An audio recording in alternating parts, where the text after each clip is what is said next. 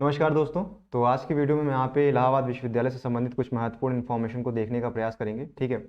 बात करें PGT admission 2022 से संबंधित कुछ इन्फॉर्मेशन जो है इस समय आई है, और कुछ यहाँ पे कट ऑफ की भी हम चर्चा करेंगे। ठीक है। इसके साथ ही साथ में जो स्टूडेंट यूपी के बाहर के हैं, ठीक है, कुछ लोग एमपी के हैं और कुछ छत्तीसगढ़ के हैं और कुछ इसके बाहर के स्टेट के हैं, तो वो जो है एडमिशन कराने के लिए यहाँ पे कॉलेज में एग्जैक्टली पहुँच नहीं पा रहे हैं। तो उनकी कुछ प्रॉब्लम्स हैं, उनको लिए भी यहाँ पे कॉलेज की तरफ से जो है फैसिलिटी दी गई है कि वो भी यहाँ पे आप कर सकते हैं, क्योंकि यहाँ पे एग्जैक्टली जो है टाइमिंग दिया रहता है 2 से 3 दिन का, और 2 से 3 दिन में ही आपको जो है एडमिशन ले लेना होता है। अदरवाइज़ क्या है कि इतने सारे लड़कों की भरमार है कि अगर आप एडमिशन नहीं लेते हैं तो आपकी जगह जो है वो दूसरे जो है ले लेंगे। ठीक है। तो एग्जैक्ट डेट और एग्जैक्ट टाइम पे अगर आप एडमिशन नहीं लेते हैं तो क्या होता है, इलाहाबाद का ये रूल है कि आपको फिर निकाल दिया जाएगा। ठीक है। फिर अगला कट ऑफ को आपको वेट करना होगा।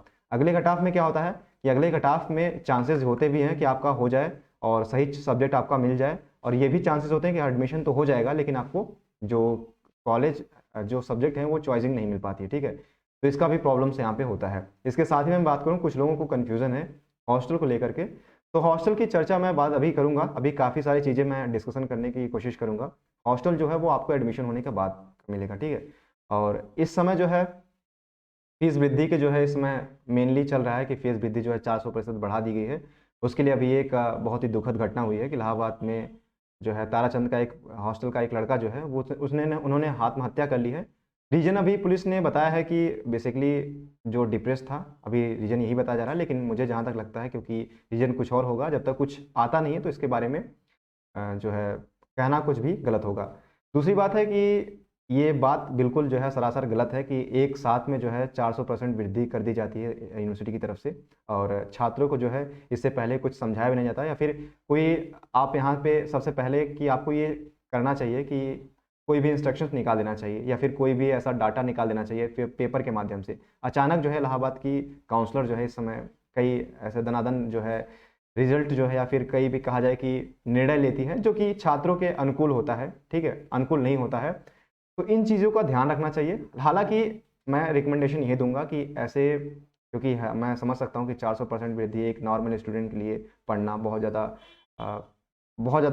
डिफ़िकल्ट होता है, और इसके साथ ही साथ में अगर आप डुप्लीकेट मार्कशीट निकलवाते हैं और इलाहाबाद में कोई भी कार्य करवाते हैं तो उसमें वृद्धि कर दी गई है। ठीक है। 100 की जगह 500 फीस कर दिया गया है, 500 की जगह 1000 कर दिया गया है, 1000 की जगह 5000 कर दिया गया है। तो इस तरीके से वृद्धि कर दी गई है। ठीक है। एग्जैक्टली फीस वृद्धि नहीं की गई, एग्जैक्टली फीस वृद्धि के माध्यम से ही जो इलाहाबाद में अगर आप मार्कशीट निकलवाते हैं तो उसमें भी वृद्धि कर दी गई है।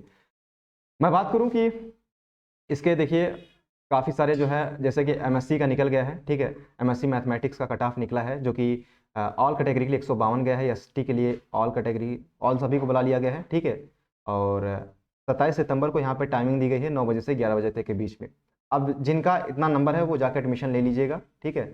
और यहाँ पे मैं एक इन्फॉर्मेशन और देना चाहूँगा कि जो पीजी का जो ऑनलाइन काउंसलिंग थी वो अभी नोटिस जारी की गई है कि वो रोक दिया गया है। ठीक है। अब रोक दिया गया है, ये काउंसलिंग जो है वो ऑनलाइन होगी। अभी हम इसको विस्तार पूर्वक समझने का प्रयास करेंगे। थोड़ा सा हम इसको कट ऑफ देख लेते हैं जो हमारी कट ऑफ भी रिसेंटली निकली है। एक तो पहला हमारा है कि एमएससी का है। एमएससी का जिनका भी 152 है और एसटी वाले सभी कैंडिडेट जा देंगे कितनी तारीख को, 26 तारीख को। ठीक है। मंडे को आपको रिपोर्टिंग करना है 9 बजे से 11 बजे के बीच में। वहीं 27 सितंबर को बताया गया है कि 9 बजे से 11 बजे के बीच में काउंसलिंग है। जिनका 133 नंबर है या उसके ऊपर है, ठीक है, वो जाकर अपनी एडमिशन ले लेंगे। एसटी वाले को सभी को बुला लिया गया है। साथ में आपको क्या लेके जाना है, admit card, score card, entrance exam, marksheet, certificate high school 10th की मार्कशीट, इसके साथ ही मार्कशीट एंड सर्टिफिकेट इंटर की, और बीए बीएससी आपने जो भी किया है फर्स्ट सेकंड और थर्ड ईयर की ओरिजिनल और एक फोटोकॉपी लेके जानी है। इसके साथ ही साथ में recent caste certificate, OBC SC ST general वालों का नहीं लगेगा, इस बात को ध्यान रखना है, ओरिजिनल प्लस एक फोटोकॉपी। साथ ही साथ में रिसेंट ईडब्ल्यूएस सर्टिफिकेट और वेटेज सर्टिफिकेट अब आपको अगर आप क्लेम किया है तो लेके जाना है, और 2% पासपोर्ट। ठीक है। 2 रिसेंट पासपोर्ट साइज फोटो आपको लेके जानी है, आधार कार्ड का ले जाना है। ठीक है। ट्रांसफर या फिर माइग्रेशन सर्टिफिकेट लेके जाना है, और ओरिजिनल करेक्टर सर्टिफिकेट आपको लेके जाना है। ठीक है। तो ये चीज़ आपको यहाँ पे लेके जाना है। इसके बाद मैं बात करूँ कि इन्वायरमेंट साइंस जो है, ठीक है, यहाँ पे बताया गया है कि for PG admission in environment sciences candidate unreserved category, अगर आप इन्वायरमेंट साइंस में अगर आप करना चाहते हैं, ठीक है, तो उनके लिए जो कट ऑफ गई है वो यहाँ पे बताया गया है कि 122 नंबर, और ईडब्ल्यू के लिए कैटेगरी के लिए 104 नंबर, और ओबीसी के लिए और एससी एसटी सभी कैंडिडेट को यहाँ पे बुला लिया गया है। ठीक है, तो इस तरीके से आप यहाँ पे ध्यानपूर्वक समझिएगा और क्या क्या चीज़ें लेके जानी है उसको भी आप यहाँ ध्यान से रख सकते, ध्यान से देखिएगा। ठीक, अगला है अगला हमारा है एमएस सोशियोलॉजी। ठीक है, तो एमएस सोशियोलॉजी में अगर मैं बात करूँ तो 178 नंबर है, ऑल कैंडिडेट को बुलाया गया है। इसके साथ ही साथ में 118 नंबर जो है, देखिए यहाँ पे बताया गया था candidate who have secured 178 and above marks in unreserved category, and 118 जो नंबर जो है वो एससी के लिए बताया गया है, और 114 नंबर जो बताया गया है एसटी के लिए। ठीक है, और एफसीआई बिल्डिंग में आपको जाना है। ठीक है, सोशियोलॉजी डिपार्टमेंट एफसीआई बिल्डिंग में टिल 23 सितंबर 2022। ठीक है, बिटवीन 10 बजे से और 1 बजे के बीच में आपको यहाँ पे रिपोर्टिंग टाइम लेनी है। ठीक है, इसको ध्यान से देखिएगा कि एमएस सोशियोलॉजी है, और ये बताया गया है कि 178 नंबर सभी कैंडिडेट के लिए, जबकि 118 नंबर किसके लिए, ये एससी के लिए, और एसटी के लिए मैं बात करूँ तो 114 नंबर यहाँ पे बताया गया है। वहीं अगला जो कट ऑफ हमारा है, ये एमए एमएससी डिफेंस या स्ट्रेटजिक स्टडीज़ कट ऑफ निकाला गया है। तो जो एमए या फिर एमएससी जो है वो डिफेंस से करना चाहते हैं, ठीक है, डिफेंस एंड स्ट्रेटजिक स्टडीज़ से करना चाहते हैं, तो उनके लिए कट ऑफ निकाला गया है। ये सभी कैंडिडेट के लिए 156 गया है, ओबीसी के लिए 138 गया है, एससी के लिए 114 गया है, और एसटी के सभी कैंडिडेट को यहाँ पे बुला लिया गया है।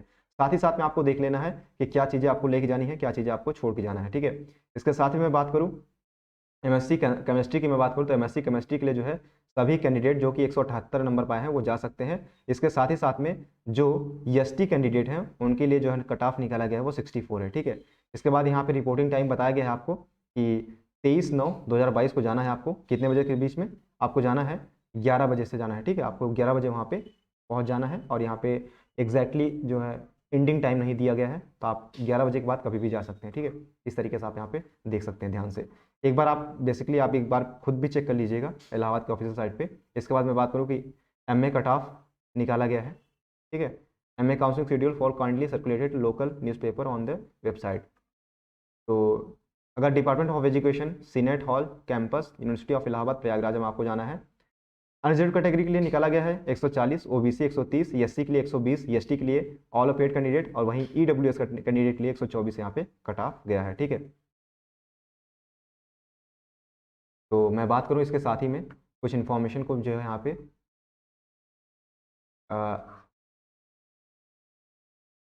देखिए, ये एम ए एंड एमएससी जो है मैथमेटिक्स का है। ठीक है, इसको भी ध्यान रखना है कि M A and MSc mathematics का है, तो इसको भी ध्यान रखना है कि 140 नंबर वाला। अब यहाँ पे मैं एक बहुत ही इंपॉर्टेंट न्यूज़ की बात करूँ कि a large number of candidate seeking admission in PG courses who live in a far flung places and different states have requested that if verification on their document is also made online, it will be or great help to them and the core committee of for PG admission 2022 after considerations of their request has resolved that now the entire admission process will be made online and paperless for the convenience of the candidate. Therefore PG admission is different subject is being postponed till further notification. यहाँ पे क्या बताया गया है कि जो आपका PG का नोटिफिकेशन है वो आप अब नहीं आएगा, कट ऑफ नहीं निकलेगा। ठीक है, पोस्टपोन कर दिया गया है। क्यों? क्योंकि डिफरेंट स्टेट से जो है बच्चे रहते थे, तो उनको जो है, क्योंकि बहुत सारे बच्चे हैं और बहुत सारे बच्चे जो है एडमिशन करवा रहे हैं इस समय। ठीक है, लॉट्स ऑफ स्टूडेंट यहाँ बताया गया है, और यहाँ पे ये भी बताया गया है कि बहुत सारे स्टूडेंट, काफ़ी सारे जो बच्चे हैं वो अदर स्टेट के हैं। ठीक है, तो यहाँ पे ये भी बताया गया है कि जो अब काउंसलिंग होगा वो पेपरलेस होगा। ठीक है, ऑनलाइन होगा। तो इसमें क्या होगा कि आपको भागने दौड़ने की ज़रूरत नहीं है, आपको सारे डॉक्यूमेंट आपको अपलोड करने हैं। और ध्यान दीजिएगा, ठीक है, अभी ये भी बताया जाएगा कितने केवी में कितनी रिसार्च करके किस तरीके से जो है अपलोड किया जाएगा और कहाँ अपलोड किया जाएगा, ये भी अभी नोटिफिकेशन निकाला जाएगा, क्योंकि ये बहुत बड़ी चीज़ है और इलाहाबाद यूनिवर्सिटी अभी ये कराएगी, तो इसमें भी काफ़ी टाइम लगेगा। ठीक है, उनके साइट बनने में भी काफ़ी टाइम लगेगा। तो इस बात को मैं ध्यान से देखूंगा कि अगर आपको डेली जो है डेली बेसिस पे आपको इलाहाबाद की ऑफिशियल साइट पे विजिट करते रहना है। इसके साथ ही साथ में आपको क्या करना है कि विजिट करने के साथ साथ में, क्योंकि अब ऑनलाइन होगा, पेपरलेस होगा, तो सारे डॉक्यूमेंट को आपको अपलोड करना होगा। ठीक है, जैसे आप खोलेंगे अपना यूज़र आईडी और पासवर्ड डालेंगे, इसके बाद वहाँ पे ऑनलाइन काउंसलिंग का एक अलग से जो है टैब खुल के आएगा, ऑनलाइन काउंसलिंग पे क्लिक करना है। इसके बाद 10th की मार्कशीट, 12th की मार्कशीट सारा डालना होगा, इसके बाद डिटेल्स भरनी होगी, इसके बाद सबमिट कर देना होगा। फाइनल सबमिट करने के बाद में आपको कॉलेज जो है इसके बाद कभी भी जाके आप वहाँ पे एक कार्ड होता है पीले कलर का, वो कार्ड आप ले सकते हैं। ठीक है, एडमिशन के प्रोसेस करने के बाद। तो इस बात को आपको यहाँ पे ध्यान रखना है। वेरीफाइड होगा, वेरीफाइड में अगर आपको कोई त्रुटि होती है इसके बाद वापस आपको मौका दिया जाएगा कि आप वहाँ पे वेरीफाई करवाइए। अगर आपके पास कोई डॉक्यूमेंट नहीं है तो उसके लिए एक फॉर्म आता है, ठीक है, फॉर्म भी आपको ऑनलाइन ही दिया जाएगा। उस फॉर्म को आपको भर के उसकी फोटो खींच के उसको भी अपलोड करना होता है जिस जगह पे आपका डॉक्यूमेंट वो नहीं है, ठीक है। तो इस तरीके से आप यहाँ पे ध्यान दीजिएगा। बाकी अगर कोई भी इन्फॉर्मेशन अगर आपको समझ में नहीं आई है तो उसके लिए मैं आपको नीचे टेलीग्राम का लिंक दे दूंगा या फिर इंस्टाग्राम का लिंक दे दूंगा, उसके माध्यम से आप कोई भी इन्फॉर्मेशन पूछ सकते हैं। तो आज की वीडियो में बस इतना ही। Thank you so much, keep loving, keep supporting, keep stay with us. Thank you so much.